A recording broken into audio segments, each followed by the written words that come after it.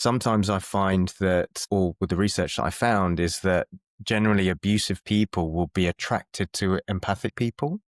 So Yeah. people that think about the other person, think about how they're feeling, how they want to be happy, and how you can make them happy. And you think in your way, your own way, you're trying to help them. But in reality, what you're doing is you're actually just completely feeding the monster, so to speak. Absolutely. And I mean, it gets worse and worse and worse as the relationship goes on. It probably gets to the point where they punch you in the head repeatedly, break their hand on your skull, and you apologize to them that your hard skull broke their hand. It's that's how bad it gets. That it's you take the blame for everything. You are the problem. Even though they're completely, actually 100% the problem, you end up taking the blame and saying, "Oh, it was me. I'm sorry. I'll change. I'll do better. I won't make you as angry. I won't give you a reason to do this to me." So you end up taking the blame because your self-esteem is shot to hell. You think yourself worthless. It's complete destruction of your mind, body, and soul to the point that you do just take on the blame for everything. Oh, what's the other one? Oh, the reason I'm angry is because of you. Yeah, You ever heard yeah, that one? yeah. That and I didn't react badly. I reacted how any normal person would react in the situation.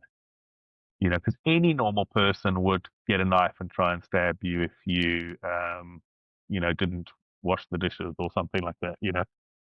I really It's like always I really like the twist at the end. I wasn't expecting that at all.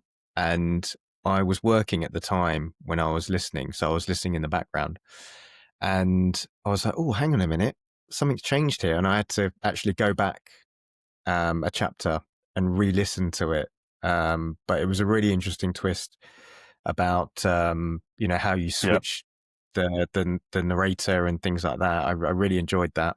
I won't say too much because I'd like the readers to find out for themselves. But yeah, it was very interesting, very clever, and like you say, I found it very easy to follow.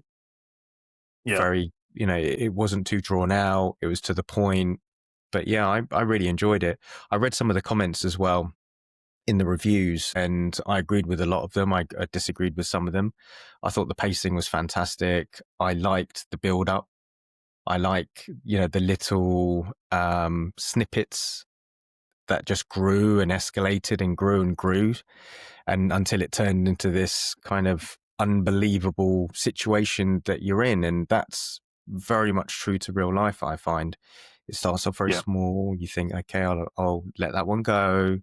And then it grows a little bit bigger, and you think, okay, I'm here now, let that one go. And you think, it's been a month, a year, whatever. You've got a house, you've got a kid. Okay, I'll do it for the, to keep everybody together, because that's what a man would do, right? It's your job to keep everything together, to hold it all together, and to make everything right. But it just doesn't always seem to work out that way. Sometimes the more you try and the more you excuse things, the worse it gets. yeah. No, it's. I always say to people, abuse is very convoluted. It's not. You don't go on a date with someone. You meet them for the first time. You go on a first date, and they punch you in the face.